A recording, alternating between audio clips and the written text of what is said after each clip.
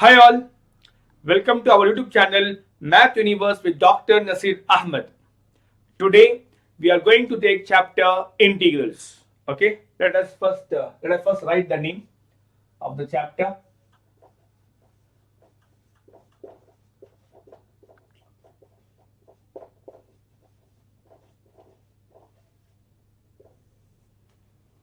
And again, as you know, we are in PUC. And from this chapter, we can expect 17 plus marks. Okay. Now, since it's a bit big chapter, we are going to have in two parts. Part 1 will be indefinite integrals and part 2 will be definite integrals. Okay. So with this, let us try to understand the concept first and then we'll go ahead with the problem. Ready? Focus now. Now first, let us understand, as I said, concept. See, we have been having in differentiation, continuity and differentiability, that we have been given a function y equal to f of x. We have been given a function y is equal to f of x. And then we are differentiating this with respect to x to find the slope of the tangent. Differentiability, that's what, no? So the operator is d by dx. This says I want to differentiate with respect to x, whatever the function is assigned here. Now y is assigned and here derivative of f with respect to x. We also denote this one as y dash or y prime and similarly this as f dash.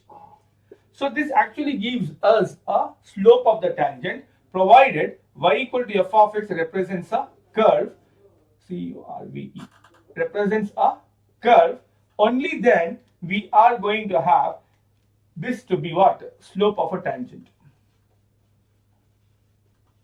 If at all it is differentiable. Now the thing is, when we are saying no, we want to differentiate, we are coming from here to here and I am giving a symbol of d by dx.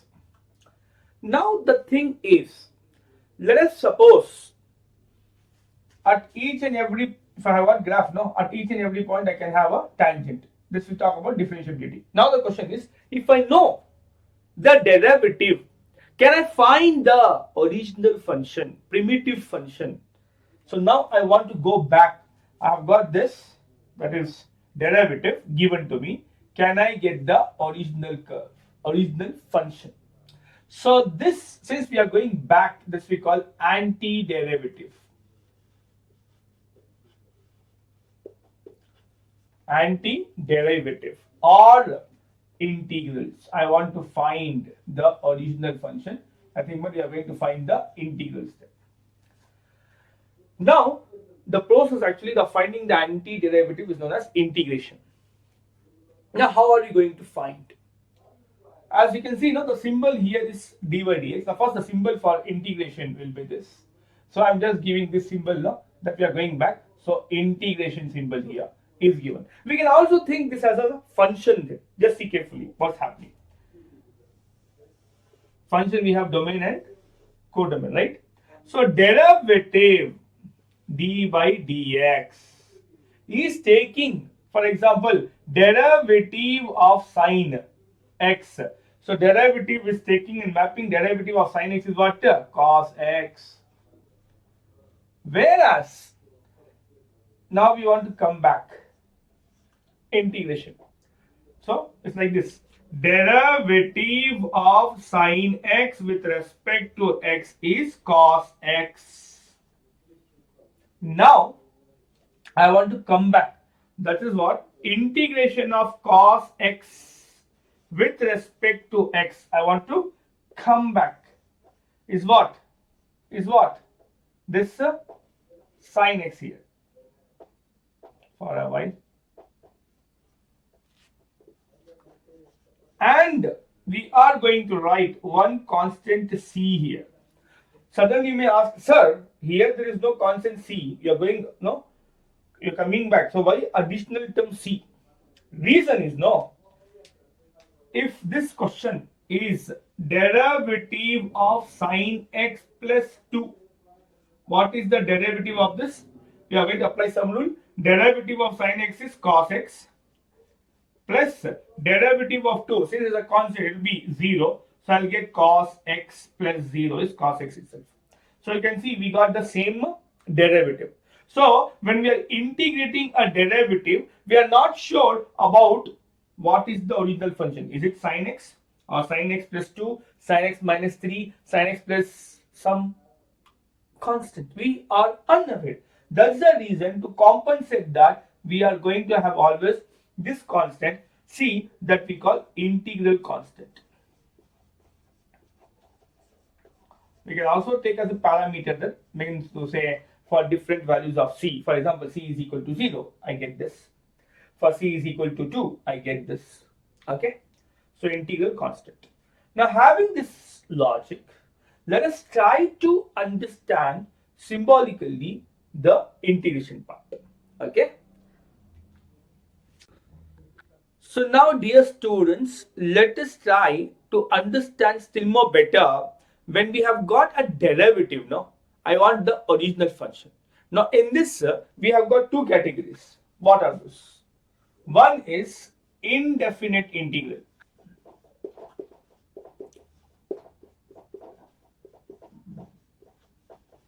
Other will be definite integral.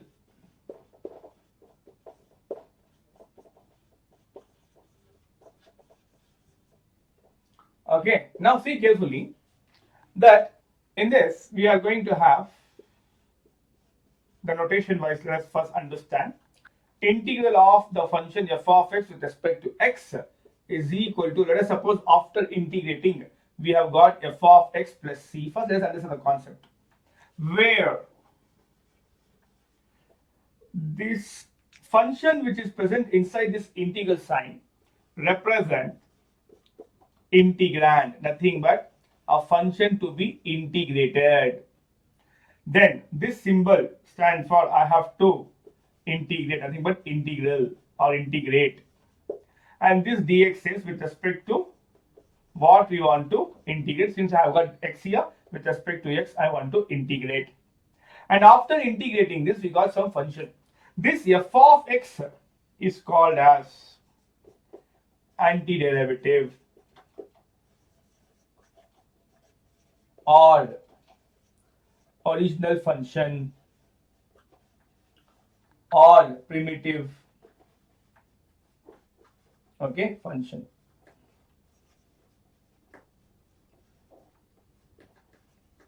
Okay, VE here. And this plus c is integral constant, or we can say even a parameter also, integral constant.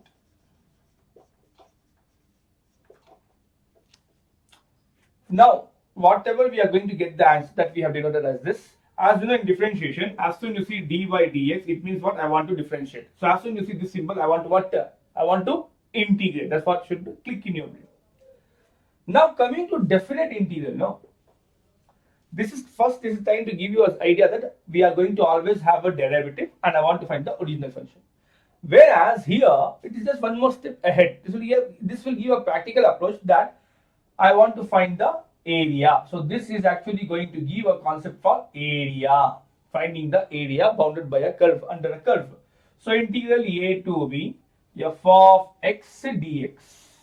You can see there is no limit here. This is called limit, lower limit, upper limit. There is no such. So whenever you want to find any limit, this is called indefinite integral. As soon as you see the limit is given, then we call definite integral. On this we will speak when we will take definite integral. Now our concentration is only on indefinite integral. My motive here is to make you understand the difference just by seeing whether it's definite or indefinite integral. For indefinite integral, limits are not there, the way it is present here. Okay. Now let us move on to the next part. Kindly make a note. Okay, just a point to be raised here. Both definite integral and indefinite integral, which we just discussed, comes under integral calculus, and they're also interconnected by fundamental theorem of calculus, which we'll be seeing in definite integral. Okay, I just thought I will put a word on this. Now let us try to understand still more better this with the help of differentiation. See, when we started differentiation in first year PUC, derivative of sin x, cos x, tan x. How we derive that? By using first principle. So do we have any such rule here? Here we are just going to go with the concept, nothing but integration is an inverse process of differentiation. So it's inverse. So if I know integration, I mean to say, so we don't have as such first principle what we had in differentiation. We just go with the definition that integration is inverse process of differentiation. So if I know the result from the derivative, I can always go for integration. So for this, I would like to just go to properties. Let us understand them better. Now what this properties says. See carefully, analyze it, and then our formula will start. Okay. See,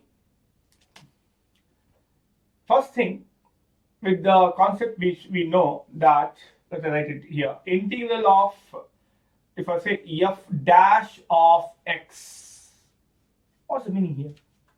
What's the meaning of this? Because integral of derivative of f of x with respect to x. So right than writing this, I would like to prefer this because as soon as you see, oh, derivative it is. Both are inverse of each other. So derivative will take function to a derivative. Integral will take back derivative to a given original function. So this will be f of x plus c. So both are nullified, like that we can think. One more point to be chosen here is if I have a derivative and inside derivative we have this integral of f of x plus c, integral of f of x. Now see carefully. Again, this f of x has been integrated by this. As soon as we see the symbol, it is getting integrated. But again, it is getting what? Differentiated. So ultimately what I'll get? F of x itself. Now here you see, I have not mentioned any plus c the way I wrote here. Why? Whatever after integrating small f of x, I may get some capital F of x. Let us make it still more clear.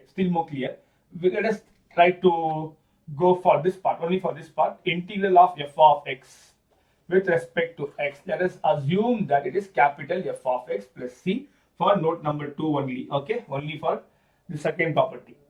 If I go with this, see carefully what happens. Integral of f of x with respect to x is capital F of x, the antiderivative, plus c. Now again I have got derivative, so I want to differentiate. When I want to differentiate, I have to apply some rule. Derivative of capital F of x will be small f of x, as you can see here only now. When I want to differentiate, I'll get the small f of x. But derivative of c is what? Constant, so 0. So I'm going to only get what? F of x. That's what I'm trying to say. That whenever you have a derivative applied on integral of any integrand, you will get back the same function. Will not have any plus c. Whereas here you will have additional plus c. Reason, here derivative I will get. After that I have to integrate. My last step is integration. Since my last step is integration, plus c is added. Here my last step is what? Differentiation. So even though some plus c is added, since I have got last step to be derivative, c derivative is what? 0, because it's a constant, integral constant. So now all our formulas we are going to get from this. Whichever formula we want, we are going to go ahead, and whatever formula we know from which differentiation, we are going to get back this. And here, one more thing I wanted to understand. See, when we talk about integration, as a note we can have, let us suppose that I have got two integrals. I want to integrate this, but both of these are same derivative. Both of these are same derivative. Then the family which I am going to get from this, the curve which I am going to get this, it will be same. So mean to say, after integrating, whatever, if there's if this derivative is same, even their integral will be also same set of family we are going to have. Okay. Now one more thing, the last point to be understood carefully. When we are going to have integral of f of x with respect to x, we are always going to have family of curves.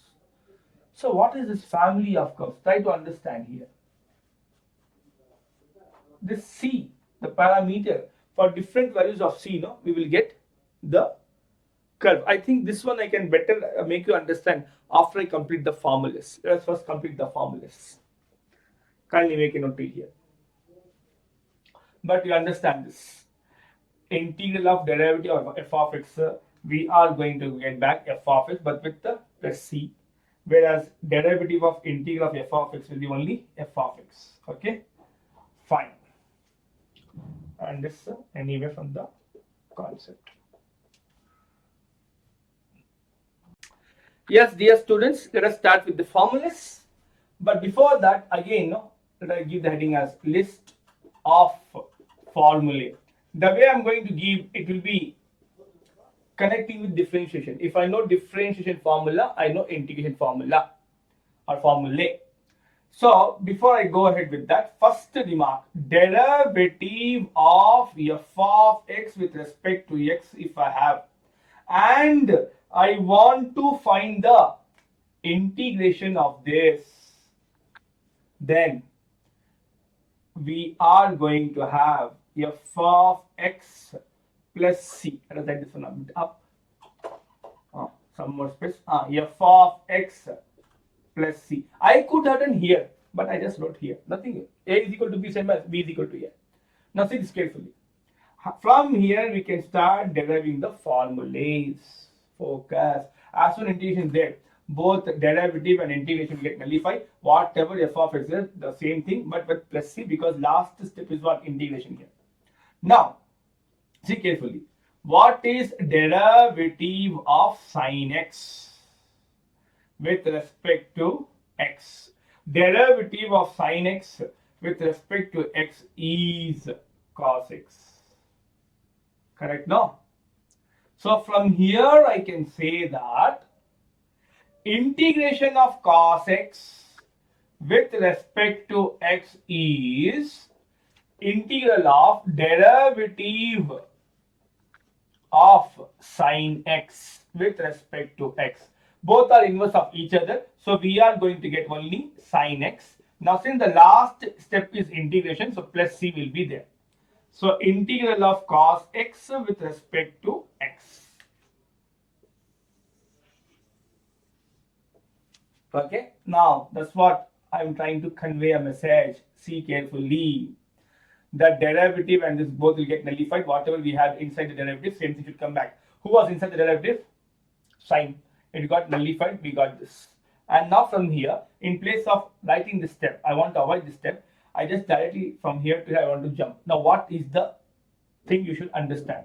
As soon as I take integration both the side, I'm writing here differentiation formula, simultaneously integration formula. As soon as I'm going to find the derivative, and I know the answer, as soon as I integrate, this derivative will get nullified like this. I'd like you to understand. See the third. What is derivative of cos x with respect to x? It is minus sin x. So what will be integration of sin x? Taking integration both the side. Integration of sin x with respect to x is this minus I will send here, so I'll get minus cos x plus c, where c is the integral constant, any real number. So we got the formula. Next, what is derivative of tan x with respect to x? It is secant square x. So this implies what is integration of secant square x with respect to x? As soon as I take integration both the side, as we know, this will get nullified. We'll get what? Tan x plus c. Whichever I'm highlighting in blue box, those are our formulas. And I'm trying to give the concept such a way that since I know differentiation, I also know integration. This is all about the antiderivative. Antiderivative of sin x is minus cos x plus c. Antiderivative of cos x is plus sin x plus c. I repeat, antiderivative of cos x is plus sin x plus c. Next, What is derivative of cosecant x with respect to x? It is minus cosecant x into cot x. Okay, so from here, what could be the integration of cosecant x into cot x with respect to x? It is, now this minus, I'll shift here, minus cosecant x plus c. Next, I think below I can write, yeah, it is visible, so I can write. What is derivative of secant x with respect to x? It is plus secant x into tan x. Now if I integrate both the side, integration of secant x into tan x with respect to x will be secant x plus c. Okay, so everywhere we are adding plus c. We'll come to know, let I complete the formula, then I will discuss on that as well. Next, after secant we had what? Derivative of secant over then is which one? Cot. What is derivative of cot x with respect to x? It is minus cosecant square x. So from here, integration of cosecant square x with respect to x will be minus cot x plus c. So all the 6 trigonometric part which we had in differentiation we have done, where n is not equal to 0. Actually, this will be difficult to apply. So just see this. We are going to generalize this. What's the power here? N minus 1. What's the power here? N. So whatever the power is here, if I compare with this, it is incremented by 1. So it means that if I ask what could be integration of x power n, so in the left hand side, and if I compare with right hand side, whatever power you have got, one more we have got here. So since I have taken n here, one more will be what? X power n plus 1, and 1 into anything same thing. So divided by n plus 1 plus c, where n should not be equal to minus 1. So this will be a better formula than compared to this. Reason, see this carefully. Example, if I ask you what is integration of x power 3? Very simple. If I go with this now in place of n 3, but if I go here now n minus 1 is equal to 3, then solve for n which is 4, then apply here, time consuming. Whereas here, directly in place of n what? 3. So I can avoid this completely. In place of n 3. So since n is equal to 3, put here 3 plus 1 divided by 3 plus 1. Mind it. Some will have, sir, whether n plus 1 is also in the power only. This entire thing is in the denominator only. So 3 plus 1. And here also 3 plus 1 plus c. Okay. Now, what we are going to have? X power 4 divided by 4 plus c. This is the integration of x cube with respect to x. Okay. Now, here I give one condition that n should not be equal to minus 1. First reason, if n is equal to minus 1 plus 1 will be 0. Number by 0 will be undefined. But the actual reason is in the next formula. So in place of this rate, I will write this as 8. Okay. So this will be our formula. Okay. Now see here. 9th. What is derivative of log of mod x? I already mod here. We don't forget that log is defined only for positive real number. So whenever you are saying derivative of log x is 1 by x, it's understood that x is positive real number.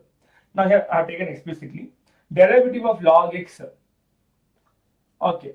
When x is not equal to 0, then I have 1 by x. Okay. Now I want to integrate.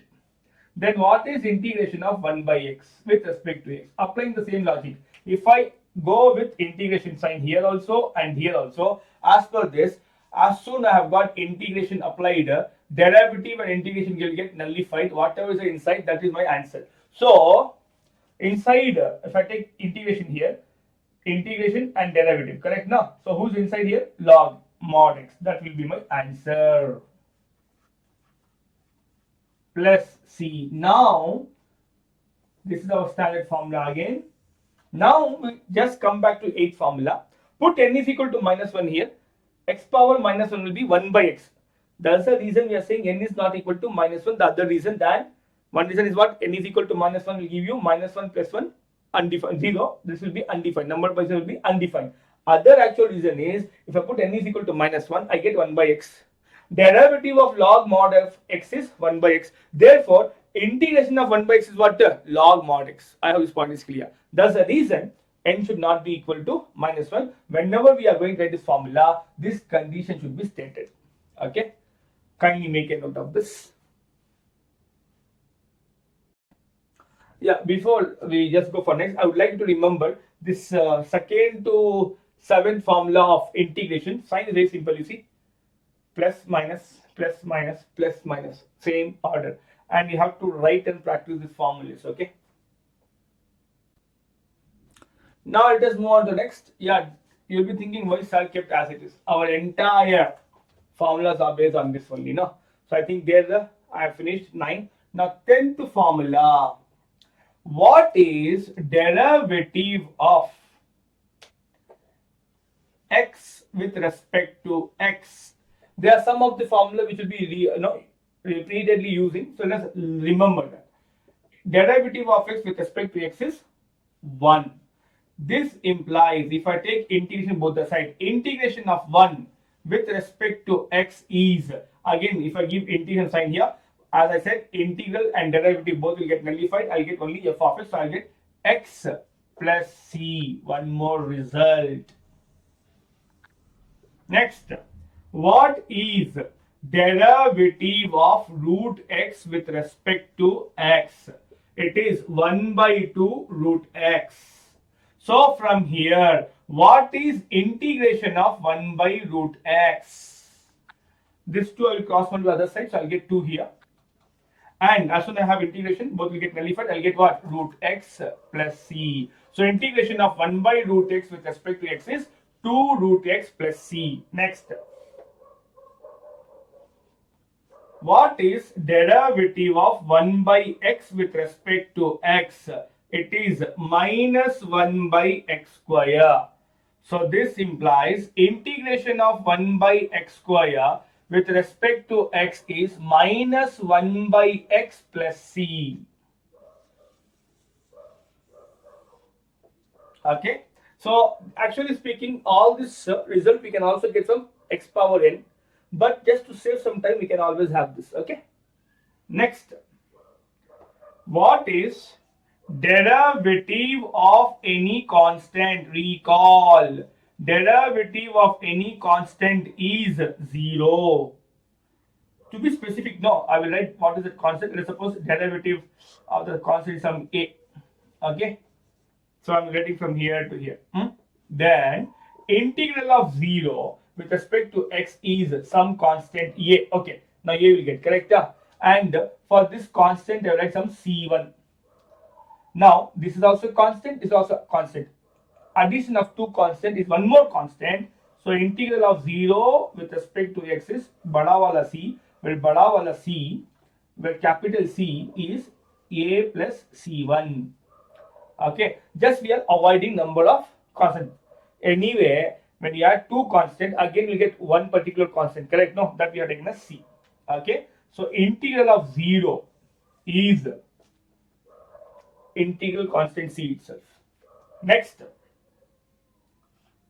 What is derivative of, space is there, okay, fine. Derivative of a power x with respect to x. It is a power x into log a to the base e. So from here, what could be integration of a power x with respect to x? So this log a, I will again cross multiply. Constant can be always cross multiply. Scalar it is. So what we are going to have is a power x divided by log a to the base e plus c. Okay. Right, again here, if you are not able to see that properly, so integral of a power x with respect to x is a power x divided by log a to the base e plus c. Purposefully I am writing base e to make it very clear. Always whenever base is there for differentiation and integration derivative of log, base is always e. Next, what is derivative of e power x? Derivative of e power x is e power x itself. This implies integral of e power x with respect to x is e power x plus c. Okay, so one more formula. You can also have the one marker question. Which function is that whose derivative is same as the given function? It is e power x. But in integration is not so, because we have a constant c present. So integration of e power x is e power x plus one constant c also present. Having this, let us move on to next. What could be, now we'll move on to inverse trigonometric function. What is derivative of sine inverse x with respect to x? It is 1 divided by square root of 1 minus x square. So this implies integration of 1 by root of square root of 1 minus x square with respect to x will be, come on again, if I take integration sign, both will get nullified, integration and derivative. We are going to get with sine inverse x plus c. Sine inverse x plus c. One more formula ready. And I make some space here. Next, 17th formula. What is derivative of cos inverse x with respect to x? It is minus 1 by root of 1 minus x square. This implies integration of minus 1 by root of 1 minus x square with respect to x is minus cos inverse x plus c. Next formula. What is, wait, this minus, no, let's transpose that side, so only plus, okay. So here you see, for both is positive, depending on the problem, sine inverse x or minus cos inverse x, or if I keep, but I'll keep negative here, then this will be what? Positive. So integration of minus 1 by root of 1 minus x square will be plus cos inverse x. That will be better. Next, what is derivative of tan inverse x with respect to x? Is it recording? Yeah. Okay, good. I repeat, derivative of tan inverse x is 1 divided by 1 plus x square. This implies integration of 1 divided by 1 plus x square with respect to x will be tan inverse x. So one thing should be very clear to you people, that as soon as I have got derivative and integral involved, the integrand, nothing but the term which is inside the derivative, that is my answer with plus c. So just by the definition of integration, we are getting all the result. No first principle the way we had in differentiation. 19th result. What is derivative of cot inverse x with respect to x? It is minus 1 divided by 1 plus x square. So the integration of minus 1 divided by 1 plus x square with respect to x will be minus cot inverse x plus c. Moving on to next formula. What is derivative of cosecant inverse x with respect to x? It is minus 1 by x into square root of x square minus 1. So this implies integral of minus 1 by x into square root of x square minus 1 with respect to x is cosecant inverse x plus c. Okay, let us highlight this. So you see, all the formulas we are just getting from the what? the definition. Now let us move on to next. That is 21. What is derivative of secant inverse x with respect to x? It is 1 divided by x into root of x square minus 1. So this implies, if I take integration both the side, integration of 1 divided by x into root of x square minus 1 with respect to x is secant inverse x plus c. Okay. If you just see the formula which I just wrote now, you can just see. Let us orally, as I say, I have erased that. See, sine inverse derives what? 1 by root of 1 x squared. Cos inverse is minus, sign will be there. Minus 1 by root of 1 minus x squared. Derivative of tan inverse x is 1 by 1 plus x squared. Cot inverse x is minus 1 by 1 plus x squared. Nothing but buy 1 get 1 free. Sine inverse, cos inverse, both derivative are same, but for sine inverse plus sign will come, for cos inverse minus sign. Similarly for tan inverse, let I write and show for you. What I'm saying is, what is sine? What is integration of 1 divided by root of 1 minus x square? As soon as you have got plus sign, it is sine inverse x. If you have got minus 1 by root of 1 minus x square, we have, since you have got minus, both terms you can see same but sign different is there. For plus you are getting sine inverse, for minus you are getting cos inverse of x plus c. Similarly, integration of 1 divided by 1 plus x square with respect to x is tan inverse x plus c. Integration of minus 1 by 1 plus x square with respect to x is cot inverse x plus c. So you can just see only sign difference. For plus tan inverse, for minus cot inverse. Similarly here, and we also came to know minus 1 divided by x into root of x square minus 1 with respect to x is what we got actually cosecant inverse x plus c. Correct now? So for minus cosecant inverse and for plus it is a secant inverse. Like this you can always remember. Okay. Now ITF we have finished all. Any other is pending? Huh? Any other pending? Okay. No. Now some properties we will take, and then some more formulas we can get by that default. See carefully.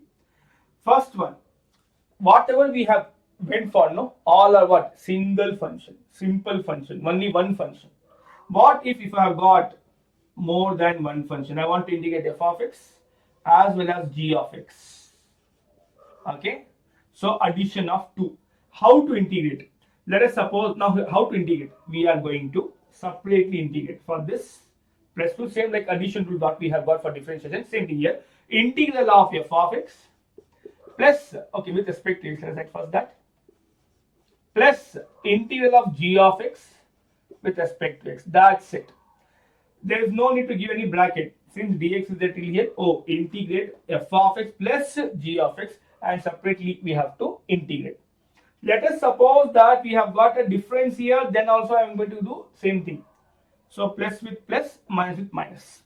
Let us suppose that we have got not only two, many functions, f1 of x plus f2 of x plus f3 of x. So many integrands we have got up to fn of x. No change in the procedure. We are going to integrate one by one. It will be f1 of x with respect to x integral, then plus integral of f2 of x with respect to x. Let me make some space.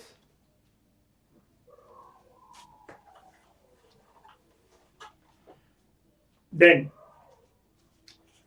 plus integral of, since I have got f3, let us write f3 also, integral of f3 of x with respect to x plus moves on, ultimately integral of fn of x with respect to x. Some rule we have applied. Now let us suppose that we have got, even before I forget, if we have a minus here, then the same minus will follow. Okay. Now let us suppose that we have got a constant k and f of x. See the way I am writing here. For f, g, f1, f2 up to fn, I wrote always a term x here. Nothing but it's a variable in terms of x. Okay, variable function in terms of x. This is also a function k, but it's a constant function. K is not present the way it is written here. So k is a scalar. So what the rule says is you can always take the scalar out and then you have to integrate the function. Okay, this is k, mind it. Okay, where k is any real number. And one thing I wanted to understand, when I'm going to integrate this, we are going to write only one constant c. We are not going to write more than one. So what is the logic, sir? Listen carefully. Okay, I hope till here clear. Okay, fine. See carefully what I'm trying to convince you people. Okay, let I not write here, write separately, so that no, this formula I don't want to touch. See carefully. Let us suppose now I am integrating f of x plus g of x with respect to x. Okay, so here I will get by some rule I have to apply integration for this f of x and then g of x with respect to x. Integral of this will be capital F of x, let us suppose, and plus c1 I will write, plus integral of this will be capital G of x. Let us suppose I have got the integration to be capital G of x, and for this also one constant c2. c1 and c2 are both the integral constant. Now see carefully. I will write f of x again, then followed by g of x plus c1 plus c2. Now f of x plus g of x plus these two arbitrary constants c1 and c2, addition of those two will be again one more constant, that is constant c, where constant c is equal to c1 plus c2. Both are been absorbed and ultimately are taken as c. So we are not going to write for each of the integration. If you have got more than one integrand, we are not going to write separately for each constant. Only one sufficient. Similarly, here we have n number of function, only one constant. Again, what's the logic? When I'm integrating here, for here I'll get constant to be c1, then here c2, then here c3 up to cn, all combined, bada wala c, capital C. Similarly, anyway, here it is only one function. Okay, I hope this point is clear. Fine. Having understood this, let us move on to the next. Okay, one more thing. Let us also generalize this the way we have generalized second for first one. We had only two, but we have n number of functions. So similarly, integral of k1 f1 of x plus k2 f2 of x plus k3 f3 of x moves on till kn into fn of x with respect to x is, I have addition of n function, and you see here f1 is multiplied by scalar k1, f2 by k2, f3 by k3, and fn to kn. See, the suffix is given such a way no that we can remember, k and f index is nothing but the multiple of f2 is k2. Similarly, multiple of fn is kn. So when I do so, by applying this first one and third one, for sum I have to apply for each and every, and for scalar I have to take out the scalar out and then integrate. So here you can see k1 integral of f1 of x with respect to x, then plus here we have k2 f2 of x, so k2 we can take it out, then integral of f2 of x with respect to x, then plus k3 we have take it out, k3 integral of f3 of x with respect to x, like this it moves on, and lastly we have kn, so take out kn integral of fn of x with respect to x. Again, if we have got a negative here in between them, that negative can be taken here also. Be careful, the way I have given the sign, no, above sign is plus, so it should be plus throughout. Below sign is minus, so it is minus with minus. In plus I wrote twice, no, I wrote in one. This is also the same thing. Now, from this especially you should be able to understand that whenever we had some constant y, we have taken out because of this scalar rule type, that always whenever we have got k, we can take it out. One such example can be, now what is integration of 2 sine x? Now since we have already learned the formulas, I have given the formulas. 2 is a constant, so I can take out. Then I should integrate sine x with respect to x, 2 out. Integration of sine x is minus cos x plus c. Plus into minus minus, so I can write minus 2 cos x plus c. This is how you are going to apply it. Fine. This is a separate, just I thought one problem will be given to you to understand. Now, kindly make a note. Dear students, now let us move on to one more. No, by using the scalar, what integration of a scalar into function f of x is, take out the constant scalar out, then integrate f of x with respect to x. With this logic, we can think of integrating some more function. I don't exactly remember the last number in the formula, so I'll do one thing, but I will just see that. Let's see this. So I just saw it is 21st last, then I give it for properties. Don't think that formula got discontinued. I need this property, so I just gave. So now 22nd, no. Actually, from 22nd, what I'm going to write is not a new formula, just a common sense. See carefully. See here. If I ask you what is derivative of sine ax, it's a composite function, combo of 2, sine and ax. What is derivative of sine ax? Cos ax, and arrow if I leave here, after sine, next target is ax. So by using scalar rule, keep a as it is. Derivative of x is 1. So 1 into a is a. Correct? Now this a which is there, I can cross multiply, and then when I want to integrate, see carefully, integration of cos ax with respect to x is 1 by a sine ax plus c. Okay, see carefully now. I have just applied integration, then this a has been cross multiplied by using scalar rule. When I took integration here, a I can take out by using the scalar rule, and then have divided by the constant a. This will be our next formula. Now this formula, no, not so much difficult to relate with what we have went for sine, cos, tan, or integration. I will, from there itself I can get all this. Listen to the logic. Under differentiation, whatever x multiple is there, for the answer it should be multiplied. Whereas under integration, whatever x multiple is there, that is a, that should be divided. X multiple should be divided, and angle should be preserved. Whatever the angle is there here, same angle present here. Mean to say, government says save the t's, we say save the angles. Let it be differentiation, angle is saved here also x.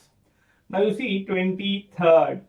Now without going for this, directly we can start from here. What is integration of sine ax? For this, recall what is sine integration. I hope you might have written all the formulas in the sheet. See there. What is sine integration? Minus cos x, because angle was x there. Now here it is ax. So ax.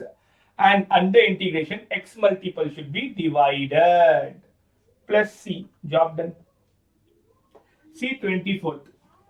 What is integration of secant square ax with respect to x? Recall what is secant square integration? Tan x.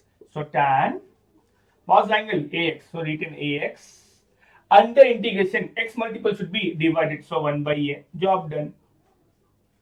Next, 25th.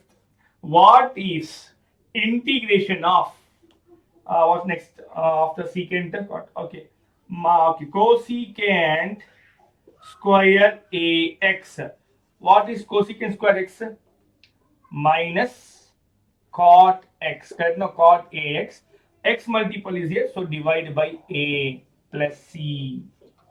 Next, What this is nowhere a new formula for you. From there you can always get. I want you to avoid some method of substitution unnecessarily. Okay, which is one of the method is second exercise that you can get.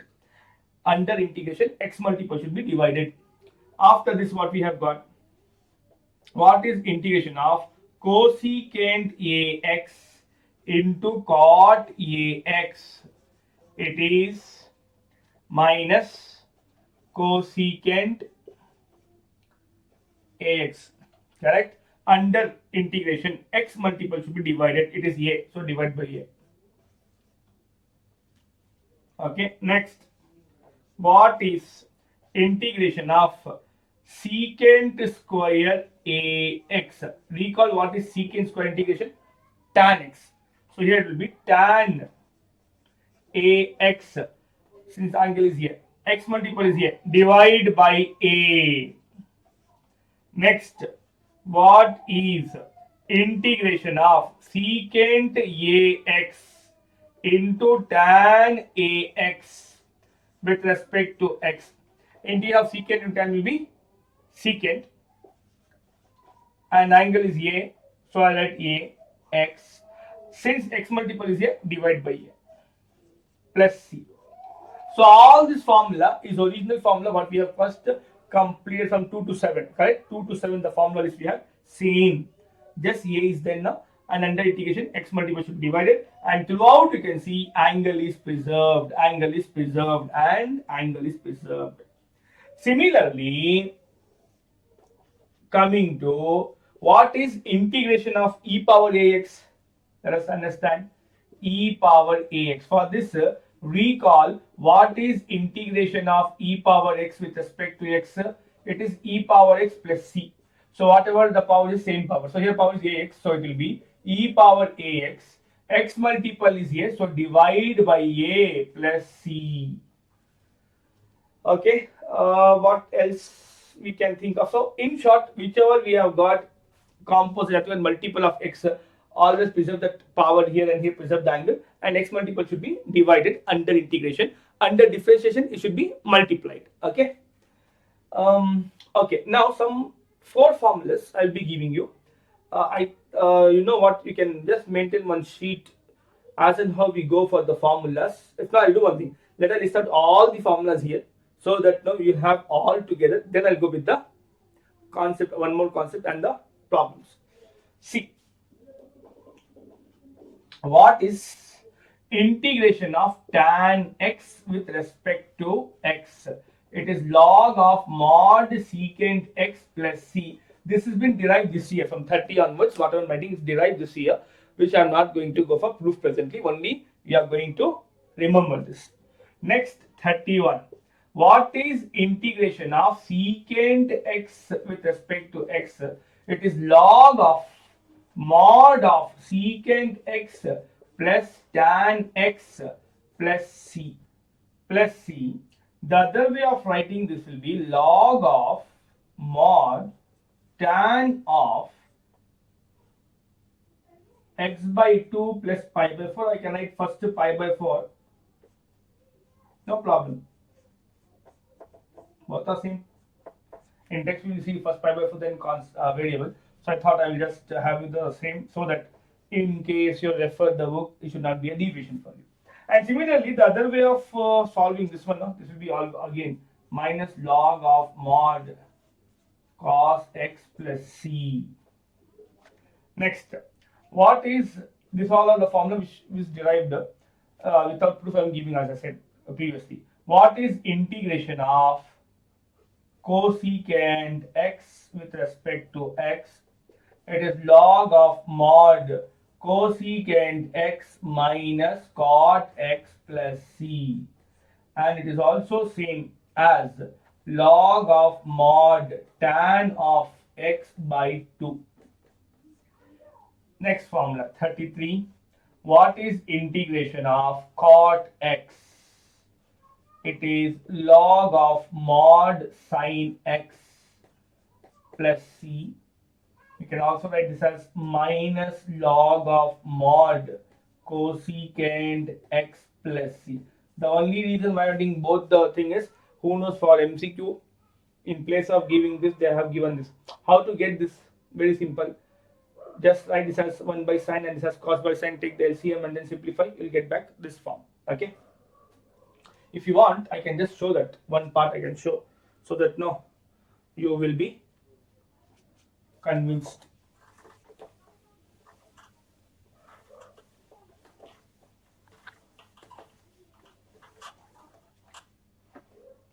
Recording, no? Yeah. See carefully. For example, let I take this one. So 31/3. How both are equivalent. So log of mod of secant x plus tan x plus c. See carefully now.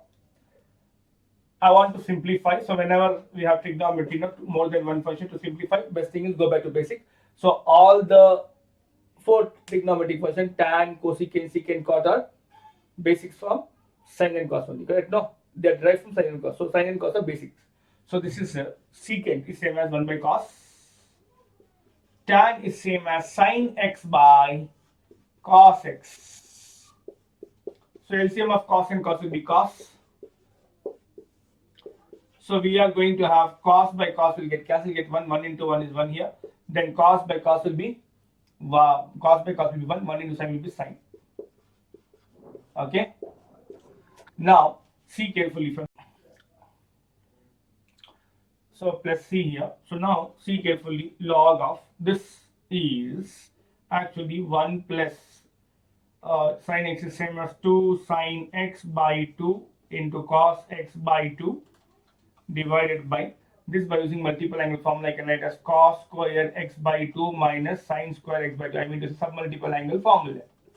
And not only that, I can write this 1 as, see carefully, 1 I can write as cos square x by 2 plus sin square x by 2. So what you have got, a square plus b square plus 2ab. So the numerator will become modulus of cos of x by 2 plus sin of x by 2 the whole square. This is a plus b whole square. So a square plus b square plus 2ab whole divided by, now this one, these are the form a square minus b square. What is a square minus b square? This will be a plus b into a minus b. So this is a, this is b square is getting balanced. So we'll have cos of x by 2 plus sin of x by 2 into cos of x by 2 minus sin of x by 2. Okay. So under the modulus for a while. This is separate. Now see carefully, cos of x by 2 plus sin of x by 2, and here both are same, one power here and the center term will get cancelled. So what is the meaning? Log of mod cos of x by 2 plus sin of x by 2 divided by, from here we'll have cos of x by 2 minus sin of x by 2. Now I want to apply compound angle formula. So if I divide throughout by both numerator denominator, I'm dividing by what? Cos of x by 2. Both numerator and denominator I am dividing by, both numerator and denominator I am dividing by cos of x by 2. So just see, when I divide, so cos by cos will be 1, sin by cos will be tan, divided by, again cos by cos will be 1, then minus, what is sin by cos? Tan. Now having understood this, is it not 1? I can write as tan to the power 4.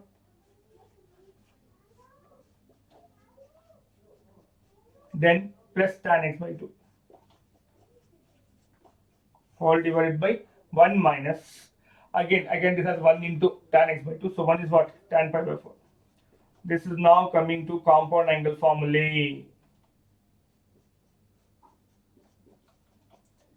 Now this is of the form tan A plus tan B divided by 1 minus tan A tan B, which is tan of A plus B. So log of mod tan of A is pi by 4, B is x by 2. So tan of pi by 4 plus x by 2. That's what I wrote here. So In place of again simplifying like this, better to remember the formula. Okay, fine. Kindly make a note. We'll go for the remaining. So moving on to next formula, 33 over 34. See, I'm trying to list all the formulas whichever has been yet to be derived now. And you will want formula to for solving model question paper problems. So I'm just writing one by one. So now coming to the next exercise formula. Okay, 1 by quadratic. So here we are going to have in general 34 here. So whenever we have got derivative 1 by quadratic, we're going to use this, and we have got 1 by, when I say 1 here, 1 by, okay, root of quadratic. Nothing but highest power is 2. So nothing but I'm going to have ax square plus bx plus c. Okay, fine. So without the root. So now for that, a square minus x square will be 1 by 2a log of mod a plus x divided by a minus x plus c. Recording no? Yes. 35th one, integral of dx by x square minus a square will be 1 by 2a log of mod of x plus a divided by x minus a plus c. Then 36th formula, integral of dx, that's what 1 divided by a square plus x square will be 1 by a tan inverse x by a plus c. 37th, integral of root of a square minus x square with respect to x will be, actually everywhere I should have 1 is understood, 1 into x is what dx will be, no? So I have not written 1 everywhere, it's understood. Then what is this? This will be sine inverse of x by a. This last two you can just see a special case of, as soon as a is equal to 1, it is 1 divided by 1 plus x square, which is nothing but tan inverse of x. That is particular case, this is general case. Similarly, put a is equal to 1, you will get 1 divided by root of 1 minus x square, which is sine inverse of x plus c. That is again, we have already seen in today's session only. So this is a general case, that is a particular case. Now, the way it is written, you see, a square multiplies positive, x square multiplies negative. Here other way around. Here both are positive. So what about both are negative? If both are negative, sign is there, I can take minus come out and it will come back to this only. Correct? Now here also same thing. So whatever we wrote here with the root now. So 1 by 1 dx into 1 divided by root of x square minus a square will be log of mod of x plus root of x square minus a square plus c. Moving on to 39, integral of 1 by root of x square plus a square, nothing but this, I just said in the other way around, both are same. Okay, so it will be what? Log of mod of x plus root of x square plus a square plus c. Now, this is about 1 by quadratic. Let us suppose that we have got root of quadratic. Then how are we going to go about? That is, we have root of ax square plus bx plus c. Then how to go about? Then for that, we have 3 cases. 48th formula, integral of root of a square minus x square with respect to x will be x by 2 root of a square minus x square, then plus a square by 2 sine inverse of x by a plus c. Moving on to 41, integral root of x square minus a square with respect to x is, I will give you a way how to remember this formula and I complete this. Root of x square minus a square, then plus, okay, minus in this case, minus a square by 2 log of mod of x plus root of x square minus a square plus c. 42nd, integral root of x square plus a square with respect to x will be x by 2 square root of x square plus a square plus a square by 2 log of modulus of x plus square root of x square plus a square plus c. Now, how to remove this? See carefully. See the pattern in this fold. It looks very lengthy, and this one is used for application of integral as well for 5-marker question. See this carefully. So, see the pattern. Can you see the right hand side? First, left hand is what? All are root. Here, a square multiple is positive, x square multiple is negative. Here, x square multiple is positive, a square multiple is negative. X square multiple is positive, a square multiple is positive.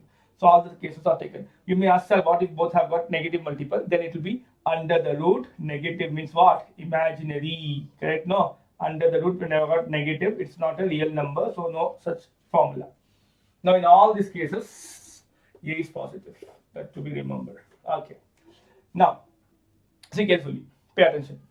See the pattern first. X by 2, x by 2, x by 2. Okay. Now, whatever is there here, same thing here. Whatever is there, same thing here. Whatever is there, same thing here. Okay. Now, a square by 2, a square by 2, a square by 2. Same. But what about the sign? Very simple. Here, what's the sign of a square? Positive. So, positive. Here, a square sign is negative. So, negative. A square sign is positive. So, positive. Next, this, if I take in denominator, I will get this. Nothing but sine inverse of x by a. That's what we have got here. This, if I take in denominator, that is here, log of this. That's what we have got here. This, if I take in denominator, nothing but here, no. Where is that? 1, 2. Here. That is there here. Okay. So, there are many ways to remember. Only thing is what? You should be ready, hunger for getting. Or from here also, no, log x plus the same term. Then log x plus the same term. Fine. Now, one more, integration by parts. That will be our one more formula. Let I write it here. I need some space for that. Make a note. Next is integration by parts.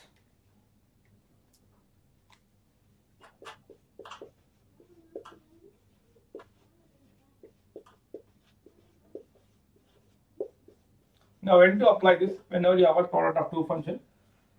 But here, it's not like product will, the way we can take whichever function we want, first and second function, and ultimately both the whichever way you take, you will get the same answer. First function, second function. I'm talking about choosing the first and second function. But here it's not the case. First, let us suppose you have got product of two functions. Then how are you going to integrate? First, we are going to use one rule, that is isolate. For PUC, it will work, okay? But as I go for other level, no, we have to be careful. But let us discuss with respect to PUC. Isolate.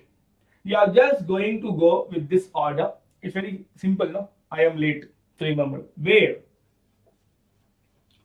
I is inverse trigonometric function. I represents inverse trigonometric function. For example, sine inverse x, tan inverse x, all the 6, okay? L stand for logarithmic function.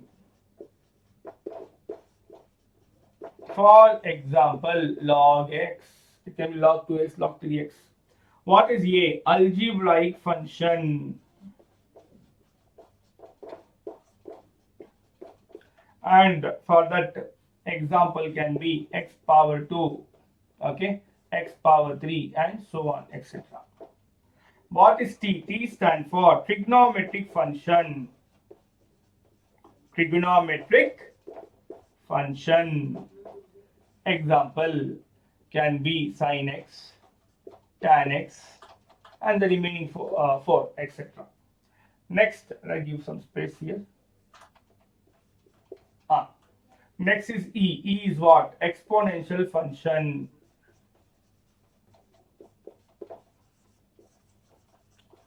Example, e power x or a power x, etc. Now, how the formula works? After we decide which is first and second function, let us suppose now after we decided first and second, then going for f and g, no, I would like to say as first and second function. So the formula will be keep the first function as it is, integrate the second function, minus double integral of second function into derivative of first function. See, just to make the things a bit easier, no, I have always mentioned this term along with this integral. Actually, you can come here and here, no problem. Now, how to remember? First of all, sir, here you said remember first and second function. How to remember? This also make it very easy. How to remember? What I mean to say is how to remember. I have to keep the first function as it is, then integrate the second function minus double integral of second function, derivative of first function. How to remember that first function should be differentiated, second should be integrated, even after going for ILET. Simple. In first PUC, what you learned first? Integration or differentiation? You learned differentiation. Second PUC you learned integration. Oh yeah. So always first function should be differentiated, second function should be integrated. Oh, job done. Okay. So with this, all the formula, this is our formula number 43. But in this, don't go with the count 43 formulas are there. Be careful in between. Sin x, cos x, all actually not the formula. We can just could have gone with the one logic. Correct? No? What's the logic there? Divide by a, divide by a. So we have the 6, then 7, 8. Totally 8 formula are just direct. So if I just have to subtract by 8. And let us give as a note for you. Formula number 44 type. What if, let I take this marker. Okay, yeah. If integral of f of x with respect to x is capital F of x plus c, then integral of f of a x plus b with respect to x will be f of a x plus b divided by a plus c. I hope the divide looks better. Nothing long. I want to just this will be better. Is it visible? So this is what we discussed, though, that x multiple should be divided. So we are saying x multiple is divided, provided integration of f is capital F, antiderivative. So yes, with this all the formulas are done. Now we are only going to start with now only problems, and as and how we go for the concept, means a problem is asked from a particular exercise, then and there itself I am going to discuss the concept and then the problem. Okay, kindly make a note.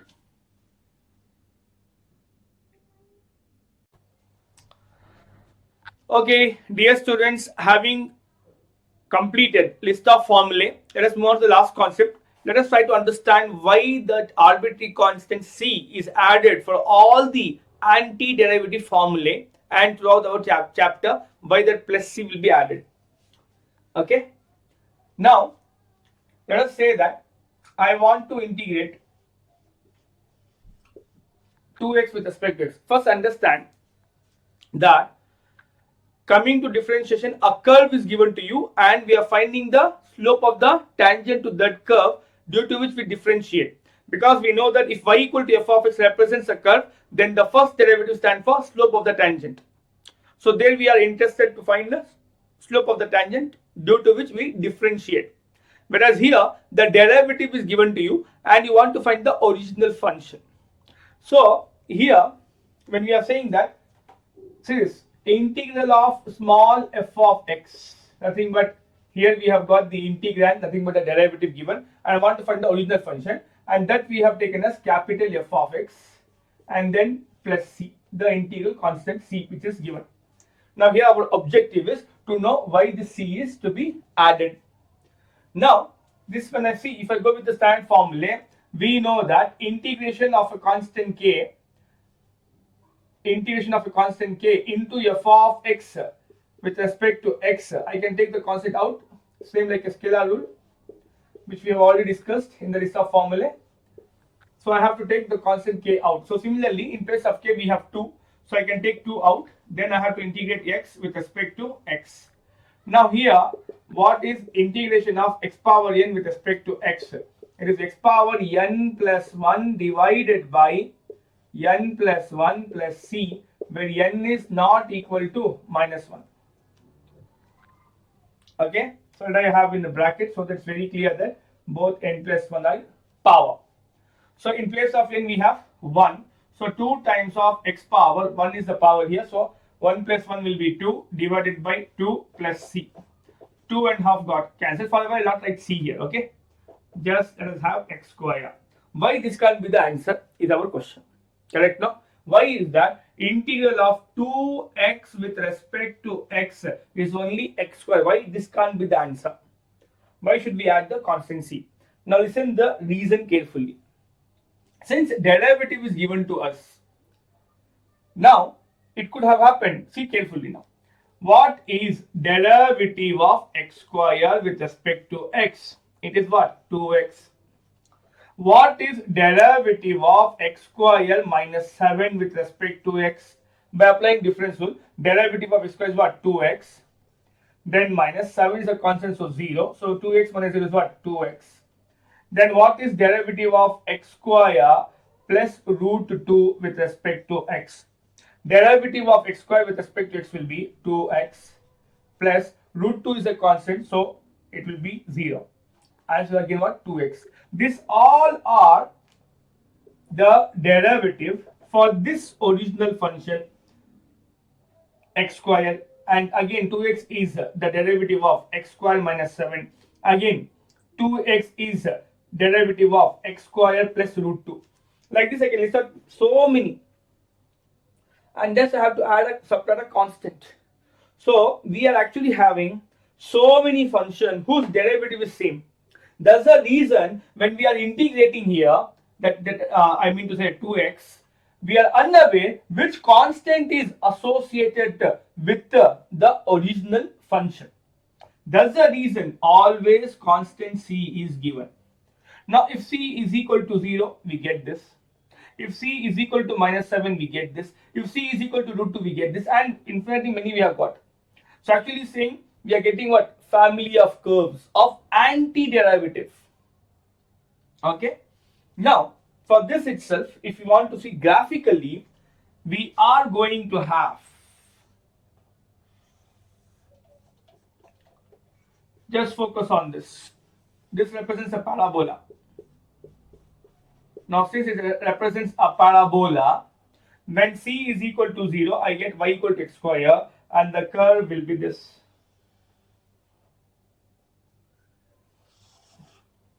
This is for y equal to x square. As soon as I say c is equal to 1, here 1, c is equal to 1, so I'll get this to be a parabola shifting 1 unit above the x-axis from the origin. This is 1. And this will be y is equal to x square plus 1. Again, let us suppose c is 2, then the curve will be here. This will be y is equal to x square plus 2. Let us suppose c is negative, y equal to x square minus 1. Minus 1 is somewhere here. Anyway, here this is 2. Then our parabola will be here. So what we can see, we are getting a family of the same. We use the word family. When do we say family? All of our same type. So all our parabola only same type curve we are getting. So we use the word family. Let us suppose c and this curve is what? Equation y equal to x square minus 1. You can see yourself, put x is equal to 0. 0 square minus 1 is minus 1. So y is equal to minus 1. Yeah, y value minus 1 on y axis. If I take now, don't have something like no, only it can be integers. No. It can be any real number. C is any real number. C is any real number. So it can happen that I can have here, so if I take some purposely 1 by 3. So this curve will be y equal to x square plus 1 by 3. I've taken half, but you may think that I've taken midpoint. It can have the irrational number, does not see any real number. So we are going to have set of family. I can say family curves. So we can also say like this, that since derivative of f of x plus c with respect to x is small f of x, we can always say that f of x plus c is anti-derivative of small f of x, correct? No? So whenever I am thinking of integrating, we are actually getting set of all, like again if I take integration, I get what? F of x plus c. So I can say plus c. So thus we can say that set f plus c, where c is a real number, denotes what it denotes a family of antiderivative. What? Antiderivative of f. That's what? No? Here, this is our small f of x, nothing but small f. And here, this is capital F. And we got constant c also. So, it represents family of antiderivative of f. Okay? So, now, with this, we are ready for the problems. Kindly make a note. Dear students, having understood the concept and all the formulas we have listed out, let us move on to one marker question from all the model question paper, and this is on first exercise concept which we have, Miss Formula with the concept which we have done. So again, as you know, the question paper is from KSEAB for this academic year 2025-26. One marker question from model question paper number 1. Question number 9 is the antiderivative of 1 divided by x root of x square minus 1 when x is more than 1 with respect to x. So we want antiderivative, nothing but I want the integration of this. Now, integration of this is, one answer is secant inverse x plus c. But you can see in the options not there. Don't think it's a wrong question. No. See, this is also same as minus cosecant inverse x plus c. Sir, how? Very simple. Recall what is minus 1 by x into root of x square minus 1 with respect to x. Both are same. Only here sign is plus, but here it is minus. So what we got there? We wrote it as cosecant inverse x plus c. Now since there is no sign here, I can just multiply throughout by minus sign. If I multiply throughout by minus sign, then we are going to have minus to minus plus here, then minus to plus is minus. Here I will have minus some constant k, and then I will write minus cosecant inverse x, and this I am assuming as capital C, where capital C is minus k, and that is matching with the option C. I hope this is clear. Okay. Other way can be multiply here minus and here minus. Then this will be cosecant inverse with minus sign. That is also fine. Okay. Coming to model question paper number 1, again question number 9 for 1 mark. They ask you to find the integration of this. We know that presently whichever rule I have given you some rule, difference rule, scalar rule. I have not given anything like numerator, denominator, division type. We don't have. So knowing this restriction, try to simplify this. I mean to say, this question says 2 minus 3 sin x whole divided by cos square x with respect to x. We should integrate. Cos square x want to divide 2 as well as 3 sin x. So can't we rewrite like this? Split them. Cos square says I want to divide both, and we are saying जी ले अपनी जिंदगी. You want to divide them? Divide it. Square, write a bit bigger. Now, what is 1 by cos square? See, all our formulas, now you should understand, we know where have any trigonometric integral formula in denominator. I mean to say, trigonometric functions are always in numerator, not in denominator. That's what the formula should be in fingertips.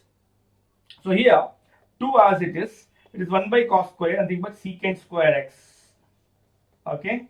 Then minus 3. Sin x I will write as it is. Cos square I can write as cos x into cos x. So let's write 1 here. So now see carefully. Let us continue here for a while. So 2 secant square x minus 3. What is sin x by cos x? It is tan x. And what is 1 by cos x? It is secant x with respect to x. Now, very simple. Always make sure whenever you have denominator, try to convert to numerator in trigonometric part. Now, see carefully. I have to apply difference rule because minus is there, and for this I have to apply scalar rule. Here also scalar rule, nothing but I have to take constant out. So 2 as it is. What is integration of secant square with respect to x? Tan x. Minus, keep 3 as it is. What is integration of tan into secant? Secant x. And a constant c. So this will be our answer. So check the option. 2 tan minus 3 secant x. Option A is correct. Right? Yeah, see the way they have played with the constant. See, whatever way they want to play with the constant or with the close option, if we are perfect with our all the concept, no, there is no problem. You can just easily get the answer there. Now let us move on to question number 9. We have to find the antiderivative of 1 minus x whole divided by root x with respect to x, and these are the options given. See, here they understand, no, when the students write, when you just write like this, I hope now you understand the difference.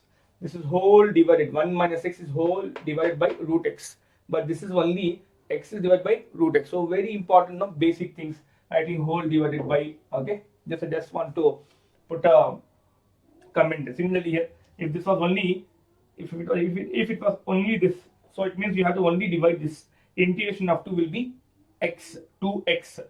So that's what, no, basics are so important. Now see here, again we don't have anything like quotient rule. So as I said, no, try to remove denominator. Is it not this root x is saying I want to divide 1 also and x also? So can't we rewrite this one as 1 by root x minus x by root x with respect to x. Now from here, 1 by root x as it is, can't I write this x as root x into root x? Why, sir? See carefully denominator. I can cancel this, either this 2 or this 2. Try to understand, before integrating we are simplifying. We are trying to bring them to our convenience, nothing but list of formula.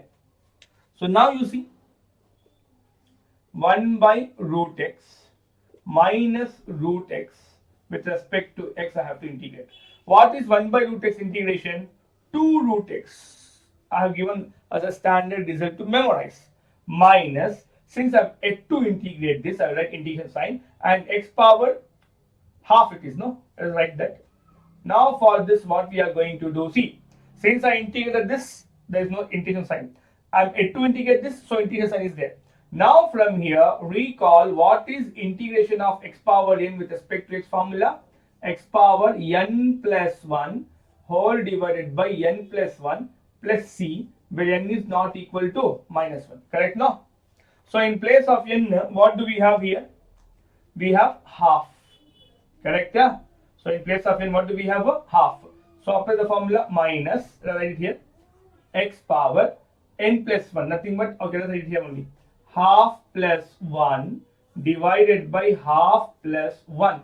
This is there in the power of x. What is half plus 1? Is it not 3 by 2?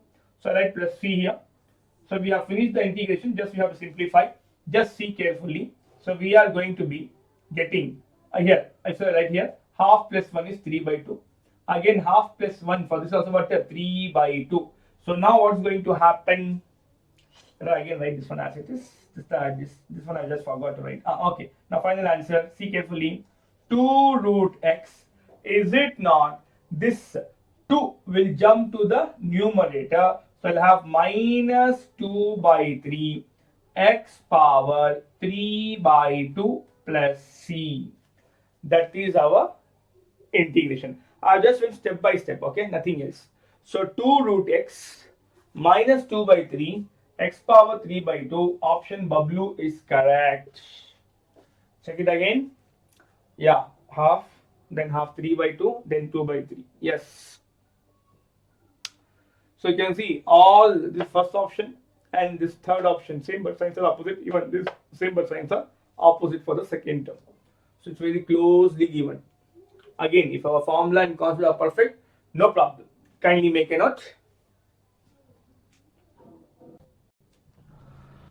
Okay, dear students, now let us move on to 2-marker question from both model question paper number 2 and 3. Even in 1 also we have, but as I said, no concept based I'm going.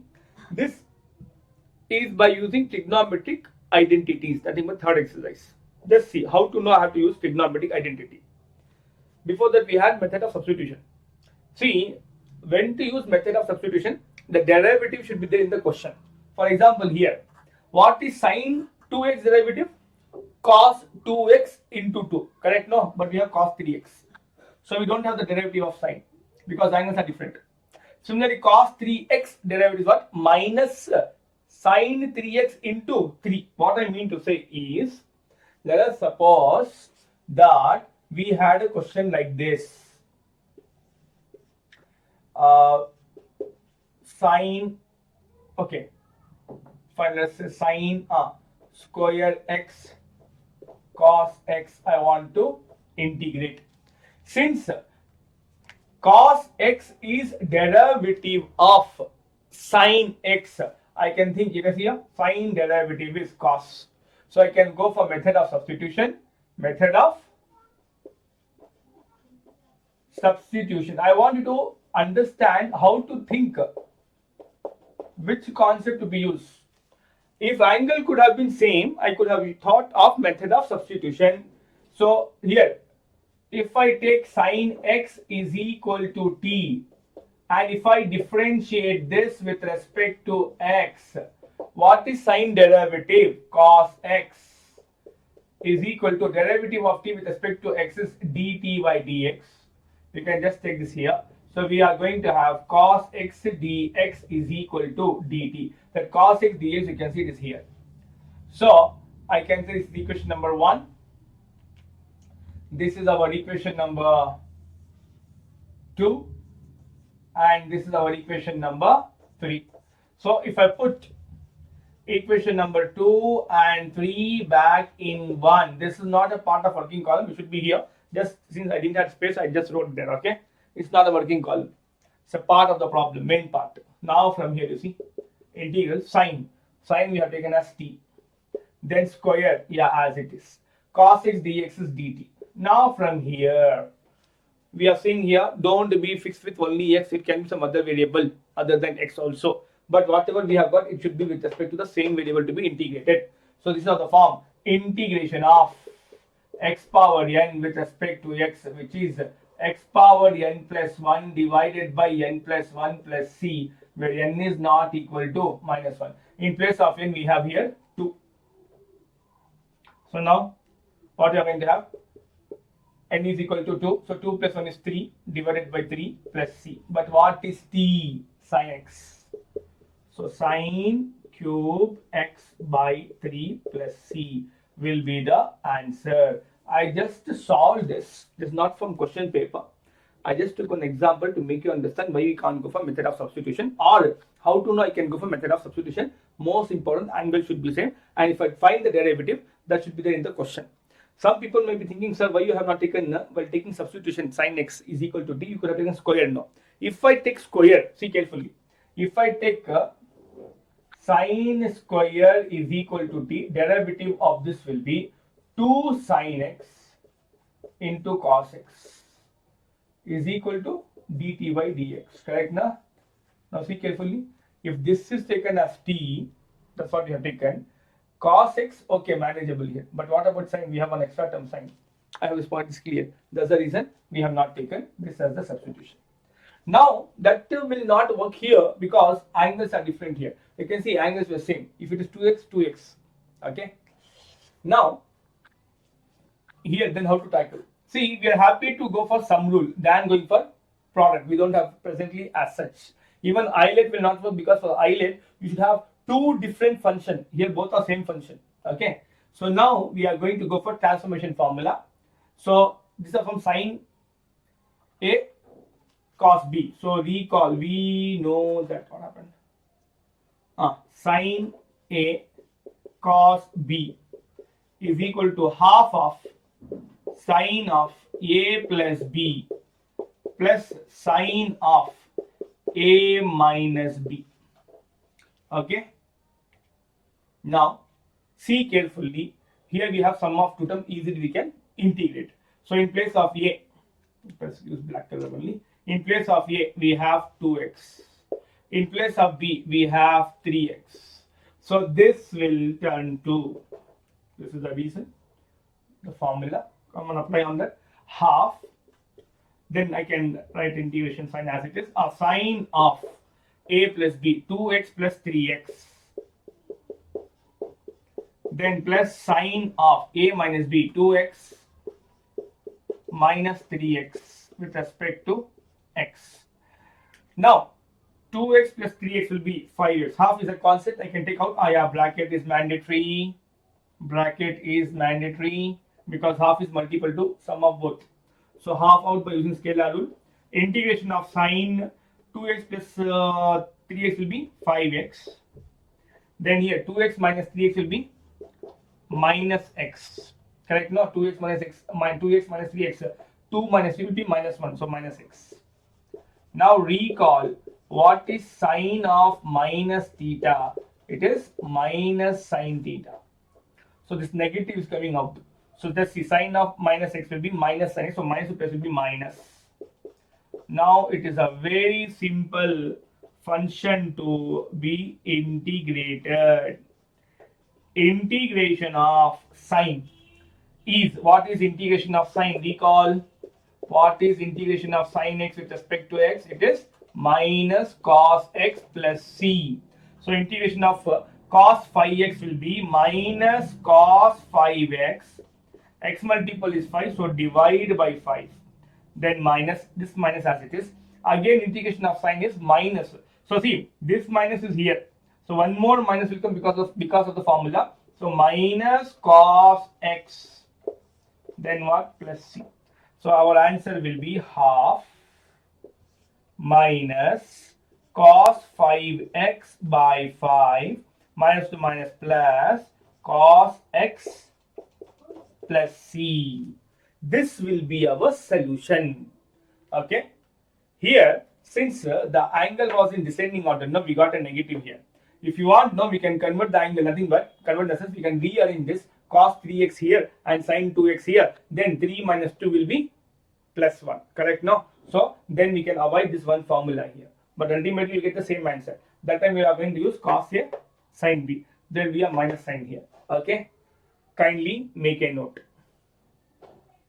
I will do one thing. First you make a note. I will give the other three formulas of transformation. Let you know that in case they are given some other also, you should be able to do it. Kindly make a note of this first.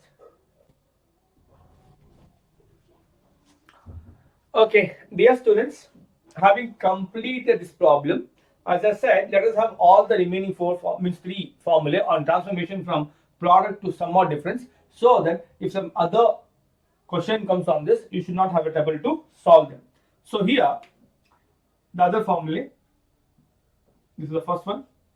Second formula, sine, okay, sine is already over now. Cos A sine B is equal to half of sine of A plus B minus sine of A minus B.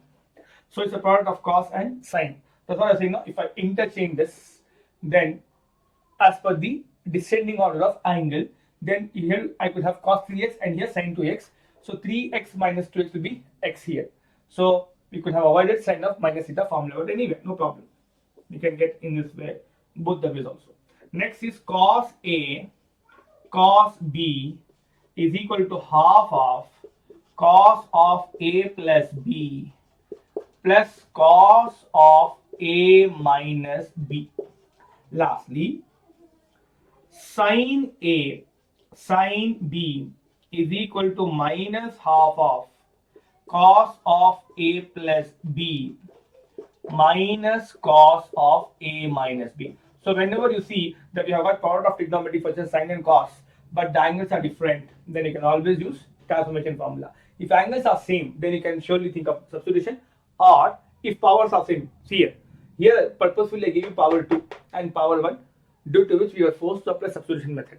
But the same question, if I could have taken as sine x into cos x, okay, angles are same. Here it is 3x, like that. If you have angles are same, then no need to go for substitution. Even though sine derivative is cos, method of substitution will work. Okay. Also, sine x cos x, this formula will also work. But compared to all, I can use multiple angle formula. Sine 2x is 2 sine x into cos x. So 2 sine x into cos x here. 2 I can cross multiply here. So half of sine 2x with respect to, so half of integration of cos will, sine will be minus cos 2x divided by 2 plus c, or minus 1 into cos is minus cos 2x divided by 2 2s are 4 plus c. Okay, I hope this is clear. So it's an additional problem. Q means additional problem from my end. Let I give an assignment on this for a while. Yeah, dear students, integration of sine 3x cos 4x and sine 4x and into sine 8x. Surely you can use this formula and get the answer. Now let us move on to this problem. Question number 25. See, here we have tan square 2x minus 3 to be integrated. We know that secant square x integration is tan x. So I can recall this result. Secant square x minus tan square x is equal to what? To avoid confusion, let us have this one to be what? Angle theta. This also what? Angle theta. So now since I have got tan square with plus sign here, so I will transpose this and one the left hand side. So we have secant square theta minus 1 is equal to tan square theta.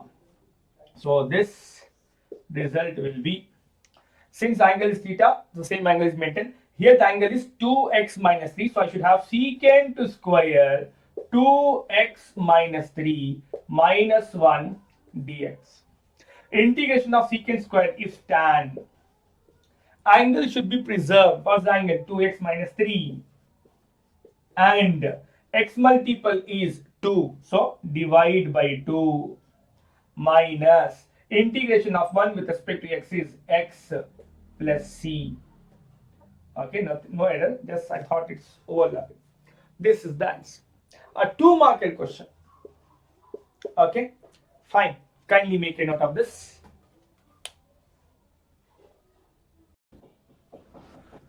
Yeah, dear students, as you are aware that we are going concept wise. Now we are in 7.4 exercise where we have got derivation on 1 by quadratic and 1 by root quadratic. So let us go ahead. So let us complete from all the 3 module paper from exercise 7.4. This is from exercise 7.4, a 5-marker question. Let us take one by one. Now they said find the integral of this and with respect to x and hence evaluate this. Okay. Coming to the proof, I would like to say than the solution. See, we want integral, find the integral. So integral of this. So listen carefully. I'll be giving you a valid reason how to know what is the substitution. For a while, take a is equal to 1. A is, in this case, a is always positive. In all our derivation of 1 by quadratic and 1 by root quadratic, a is positive. Okay. Now, if I take a to be 1, sir, why sir? Just listen for a while. Take a is equal to 1. Then what you get?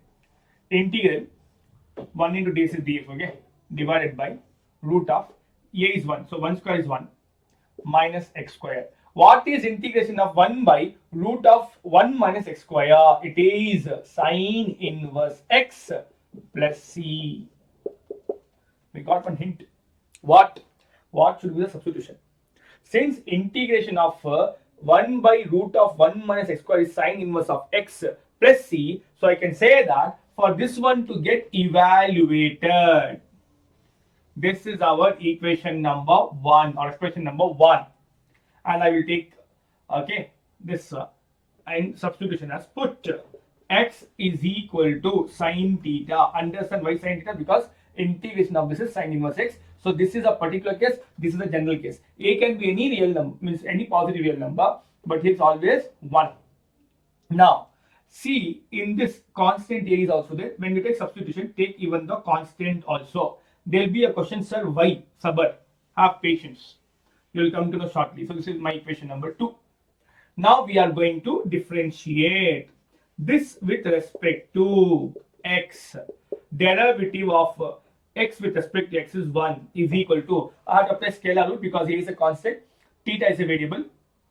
So a as it is scalar rule. Derivative of sine theta is cos theta into derivative of theta with respect to x will be d theta by dx. Now since I want 1 into dx, so I can just think of cross multiplying. 1 into dx is equal to a cos theta d theta. So this we will regard as equation number 3. Now put equation number 2 and 3 back in 1. So this will be 1 into dx. What is 1 into dx? A cos theta d theta. A cos theta d theta divided by square root of, square root of, let I write again, it is getting coincide for a while. A square, a square minus x. What is x? A sin theta. I wrote a sin theta. Be careful, you have a square. So in place of this x I wrote, in place of it is a sin theta. So a sin theta, since we have a square here, let I give square for this and for this. Because in place of x what I wrote a sin theta and power of x is 2, so square is given for both. Now let us simplify. See carefully, integral of a cos theta, no change, divided by a square. I can take common a square here. So root of a square into here 1 minus sine square theta. Now see carefully, a cos theta d theta divided by root of a square is a. Then root of 1 minus sine square theta. Here a by a will get cancelled. Recall what is cos square theta plus sine square theta. It's equal to what? 1. I want to know what is 1 minus sine square theta. So transpose this. We will have cos square theta is equal to 1 minus sine square theta. If I take root on both the sides, cos theta is equal to square root of 1 minus sine square theta. So we are going to have cos theta d theta, then root of 1 minus sine square theta is cos theta, and both will get cancelled. Before I proceed, let I make you understand why we have taken constant here. Since we took constant a in substitution, see carefully the advantage. Since a was there in substitution for x, you can see a square we took common and we took completely out root, and we took out of the root and it got cancelled. This manipulation we did so that we can be completely free from the constant. Always, whichever substitution we are going to take in this, whenever we have any constant, while we substitute, even we take constant also into consideration. Now let us complete. 1 d theta we have got. So integration of 1 with respect to theta. Recall what is integration of 1 with respect to x. It is x plus c. So since it is integration with respect to x, I got x here. Integration of 1 with respect to theta will be theta plus c. I want to know what is theta. For that, come back here in the working column. X is equal to a sin theta. X is equal to a sin theta. I want only theta. Fine. Product of two terms, cross multiply. So I'll get sine theta is equal to x by a. I want only theta. Take sine inverse both the sides. So theta is equal to sine inverse of x by a. So let us substitute. So what is theta? Sine inverse of x by a plus c. Okay, left hand side. What is left hand side? This. Correct? No, all we should do. This is the left hand side. Therefore, we will write integration of 1 divided by root of 1 minus x square with respect to x is sine inverse x by a plus c. We have finished the first part of the problem. Now they are asking sub problem, hence evaluate this. No problem. Now for this again you should not redo it. This is the standard result. Now that's what I gave in the list of affordable. Here it is a. No, I forgot a square. Yeah. While writing I forgot a square. Okay, fine. Now what we are going to do, this again you are not going to resolve, just use this result and get the answer. See this. To evaluate this, x, yeah, it is x only. In place of a square we have 25. So a square is equal to 25. A will be equal to plus 5, not minus 5. A is always positive. Okay. Now put here. So sine inverse of x by a is 5. So x by 5 plus c. This will be the final answer. I hope this is clear. Okay. Kindly make a note. Okay. Dear students, let us move on to the next 5 marker question on the same exercise 7.4 from model question paper number 2. Find the integral of 1 divided by x squared minus a squared with respect to x and hence evaluate. Okay. Always there is a sub problem asked. Okay. Now how are we going to proceed for this? Listen carefully. There is no root. Previous case we had a root. Now coming to the proof of this, I want to find the integral. So 1 divided by x square minus a square with respect to x. See the denominator, it resembles the form a square minus b square. Can you see that? What is this? A plus b into a minus b. So this will be 1 divided by x plus a into x minus a dx. Now see carefully. Just see how many a's we have here. 2 a's, correct? So multiply and divide by. Multiply and divide by 2a. So why we are doing this procedure? Just 2 lines, after that you will understand. I'll explain to you. So when I'm dividing, since 2a is a constant, by using scalar rule type, I can always take that constant out. Scalar which I gave you. Then here 2a in. Then x plus a into x minus a. One doubt will be there. Sir, why can't you multiply and divide by 2x? If you multiply and divide by 2x, then x you cannot take out of the integral because only scalar can be taken out of the integral but not the variable. I hope this point is clear. That's the reason we have multiplied and divided. Now, what we are going to do, add and subtract x in numerator. I am specifying where am I doing. Now we will get the clarity. 1 by 2a as it is. Then integral of, see I have got 2a, no? So 1a I will split here and I am adding with x. And one more a is there, no? Correct? A. Then I am subtracting with x. So see what I am trying to do. First, plus x minus x will get cancelled. That's why I said add and subtract x in numerator. A plus a will be 2a. I can get back the previous step. Now presently what we are trying to do, see the denominator numerator. Now we are actually generating the denominator in numerator. X plus a and x plus a. Here x minus a, but here it is a minus x. Signs are different in this. I can take common. So we have just regenerated numerator. Okay, same as denominator. Okay, so 1 by 2a as it is. Then integral of x plus a plus b same as b plus c. So I can write this as x plus a itself, matching with the denominator. Let us write the denominator for you. What then? X plus a into x minus a. X plus a into x minus a. So both are matching here. Now here we have x minus a, but here we have got a minus x. So if I take minus common here, plus into minus will be minus. So minus a, I write it here. I repeat, plus into minus is minus, no? So minus here. Minus into minus will be plus, so plus x. Or in short, we have taken minus common here. If I take minus common here, so I'll get for a minus sign and for x plus sign. That's what we wrote. And I wrote in the same order. Now see carefully, same thing is generated. Same as denominator.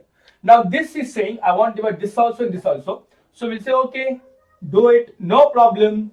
X plus a divided by x plus a into x minus a, then minus, okay, minus, then here x minus a divided by x plus a into x minus a dx. Now see carefully, this x plus a by x plus a will get cancelled, x minus a by x minus a will get cancelled. So what is remaining? 1 by 2a integral of 1 divided by x minus a minus 1 divided by x plus a with respect to x. So I can just give a bracket here to avoid any confusion for you that 1 by 2a is a multiple for the entire integration. It's understood, but anyway. Okay, I've just given. Now this is our standard formula of integration. What is integration of 1 by x with respect to x? It is log of mod x plus c. Correct?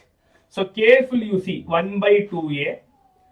Now in place of x we have x minus a. It's a linear, correct? Now, so whatever is there that should be there inside the log. Whatever is there here inside the log. So what is there here? X minus a. So log of mod of x minus a, then minus, again this is same as this, a linear but with a constant, no problem, log of mod of x plus a plus the constant c. Before, I hope there is no doubt here. Now let us proceed with the next part. Ready? Now this is of the form log m minus log n. What is log m minus log n? Log m by n. The term having minus sign, log term will be in denominator, properties of logarithm. So here 1 by 2a log of minus sign is there for x plus a, so that should go to denominator. And this one as it is in numerator. Okay. Plus c. I hope this is clear. Before proceeding, any, okay, just see, all fine. Will I explain again?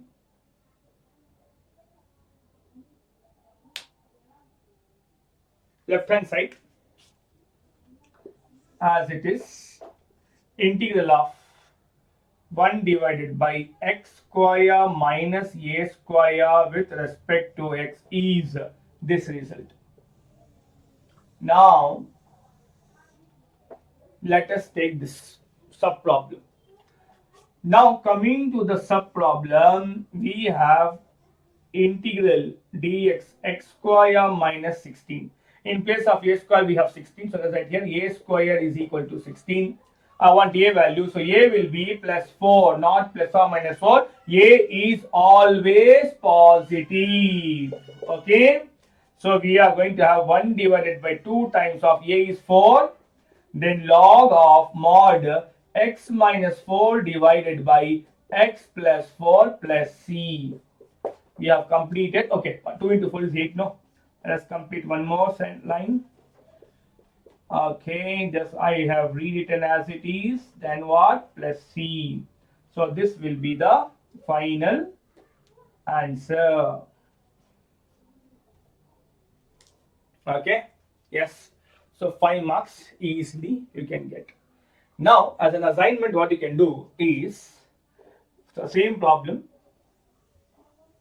integral of dx by a square minus x square, and the sub problem will be I have to write in black color, dx by 16 minus x square. Okay, you are going to solve this. Kindly make a note.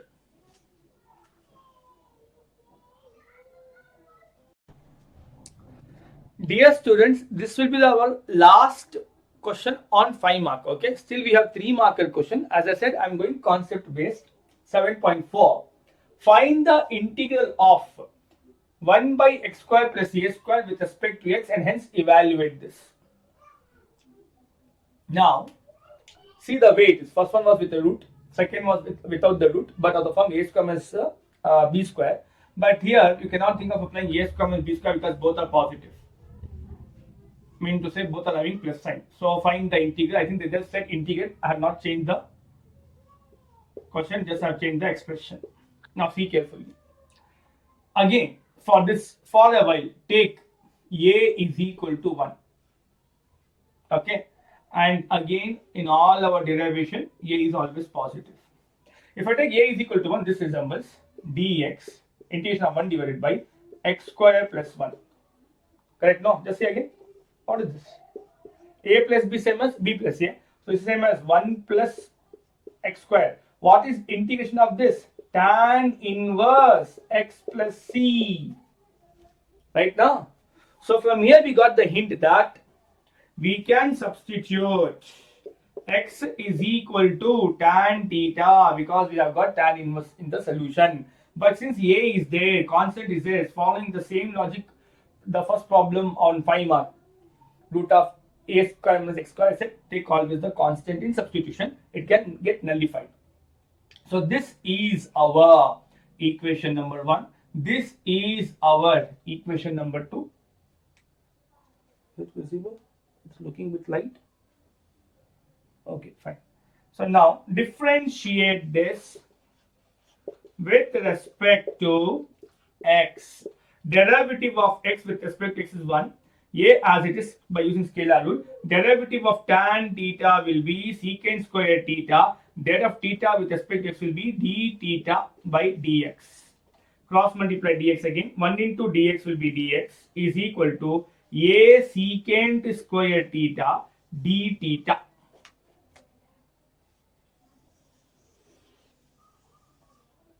Now, this we will take as equation number 3. Why it is so light after filling the ink also? Is it visible properly? Okay. Fine. Now, put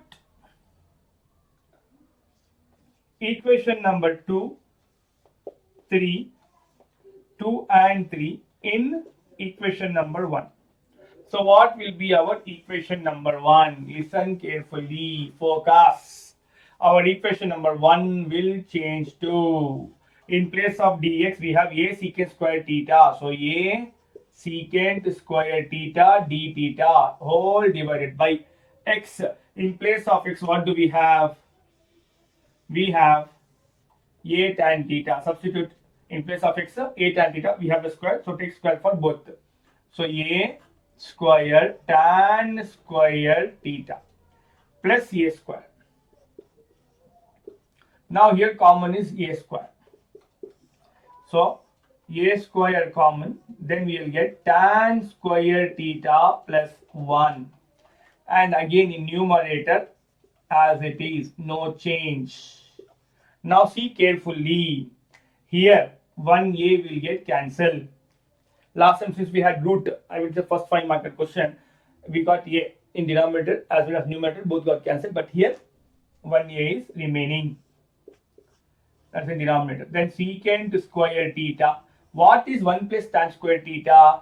Recall, secant square theta is 1 plus tan square theta. So, I'm going from right to left.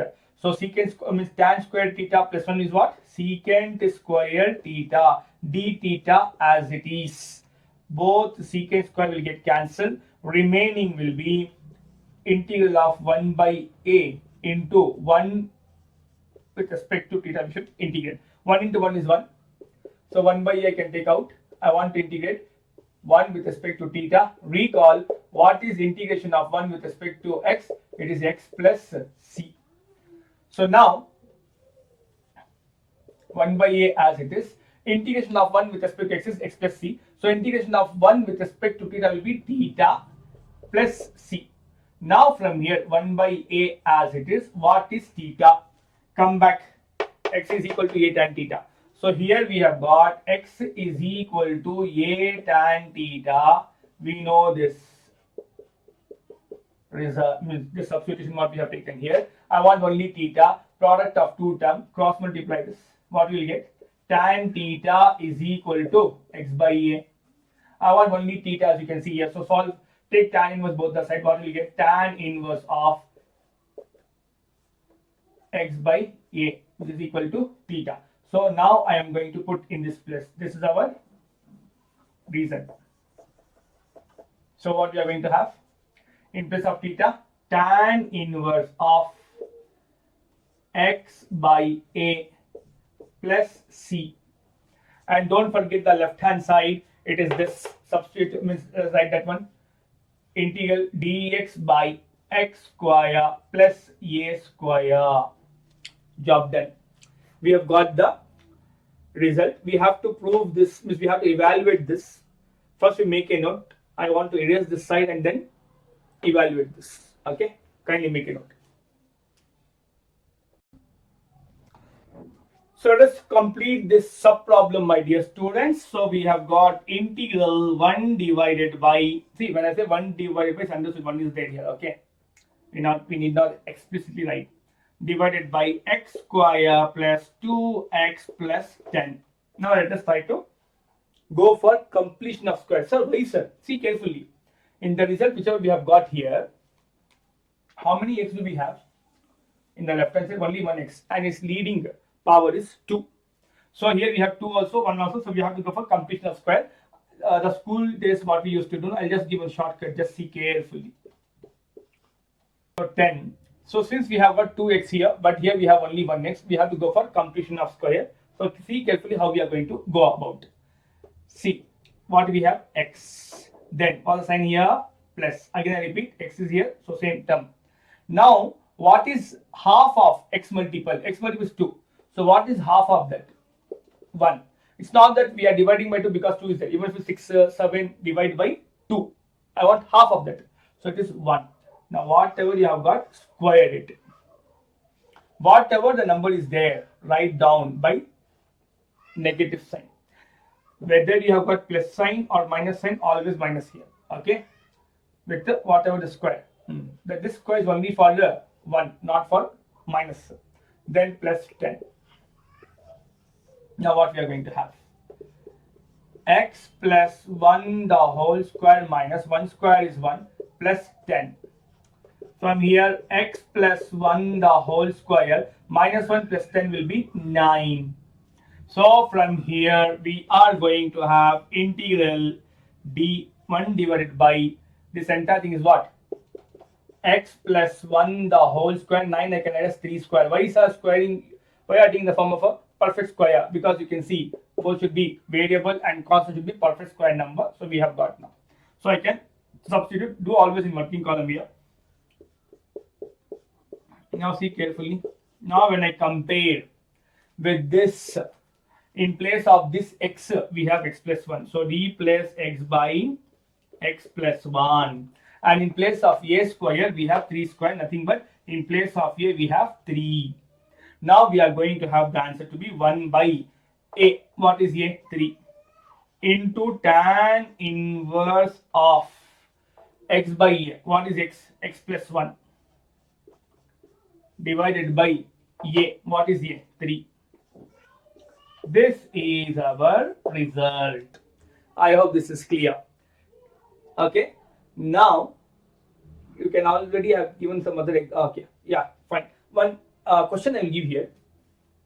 First, we make a note of this. Then, see, I just want to have a talk. Let us suppose that here we have minus. How are you going to evaluate? Let I take it here. See carefully what I want to say. Actually, when I was explaining, I said you whether you have got positive or negative here, you always subtract. But as soon as I said many will have a doubt, no, problem is completed. Okay, I'm just going for one additional problem. Let us suppose the question is this.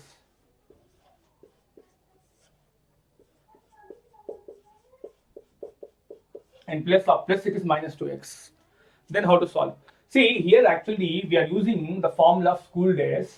What is a plus b the whole square? It is a square plus 2ab plus b square.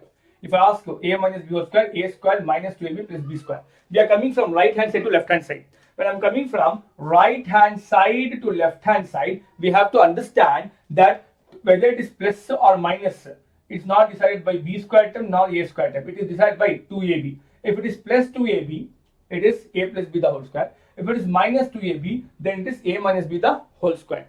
So this two term is not deciding whether it is a plus b whole square or a minus b whole square. The middle term is deciding. So that's the reason when I wrote here plus, no, this middle term. Since sign is plus, I wrote plus. Now see carefully. Let I take it here. X square minus 2x plus 10. This one. Okay, now see carefully. Again, I will go for this step. Here, x as it is. Then sign is what? Minus. What is half of 2? What is half of 2? Again 1. So 1 with the square. Now, even though here it is minus 1, again write minus 1 the whole square only. I know many will be thinking, sir, when you add something in mathematics, you should subtract the same thing. Be careful. Come here. Whether it is a plus b whole square, a minus b whole square, b square is always having plus sign. Let I make it still more clear. I know many doubts will be there. Just see this. Let I give the reason here. Why this is too light? Forever.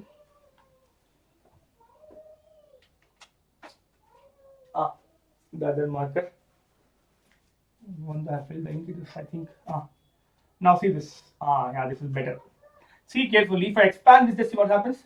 X square, a plus b whole square. No. So if I apply a plus b whole square, a is x, b is 1. A square plus 2 times of a is x, b is 1 plus 1 square minus 1 square plus 10. Now see carefully. 1 square is 1 minus as it is minus 1 square is 1. So 1 square minus 1 square and 1 will get cancelled. Then x square as it is 2 into x into 1 will be 2x plus 10 here. We are getting back the previous step. Okay? Clear? Okay? Now come to this also. Plus 10 I let as it is. Okay? We just didn't put plus 10. Now you see, again expand this. If I expand, what I'll get? X, a minus b the whole square. No. So a square, nothing but x square minus 2 into x into 1 plus 1 square, then minus 1 square plus 10. Again minus 1 square plus 1 square get cancelled. We are left with x square minus 2x plus 10. That's what we got here. So now you see here, even though here minus sign is there, again I have subtracted. Even though we have plus sign here, again I have subtracted. In both the cases, subtract, because in the formula of a plus b whole square, a minus b whole square, b square is always positive. A square is always positive. Okay? Sign is positive always. Now let us complete this problem. So see this. What we are going to have from here to here. X minus 1 the whole square minus 1 square is 1 plus 10. Minus 1 plus 10 will be 9. And this is again same as x minus 1 the whole square plus 3 square. Now without any difficulty we can write. Now we can integrate. See carefully. The integration of 1 divided by x minus 1 the whole square plus 3 square. Now you see carefully. Variable square plus constant square, nothing but it's the same formula which we just completed. Recall that result. The result is integration of 1 divided by a square plus x square plus a square, both are same. 1 by a into tan inverse of x by a plus c. Now when you compare, be careful, don't compare. No, a is equal to x minus 1. No. Nor x is equal to 3. No, we are going to compare variable with variable, constant with constant. What's the variable here? X minus a. What's the variable here? X. So in place of this x, we have x minus 1. In place of the constant a square, we have 3 square. So a is equal to 3. Usually write now tending symbol, because if I write equal, no, some great extraordinary student, no, if I write like this while comparing that x is equal to x minus 1, they'll say x got cancelled, 0 is equal to minus 1, I have proved. So to avoid this nonsense logic, I have made sure I'll give this symbol. Okay, see, so many things we have to be extra careful when we're explaining. Okay, is equal to 1 by a is 3, then tan inverse of what is x? X minus 1. In place of x, x minus 1. Again a 3 plus c. So this was an additional problem taken by me to make you understand whether it is plus 2x, nothing but whether the middle term is positive, x multiple is positive or negative. When you're going to go for completion of square, always you're going to subtract the way we have did here as well as here. Okay, fine. With this, all the 5 marks are done. Now we'll go for next concept. Kindly make a note. And I think you can do one assignment also on this.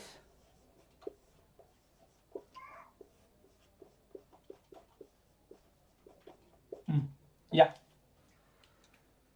Or 2x is there, no? Fine. Let's see how many can solve that. Okay. Kindly make a note.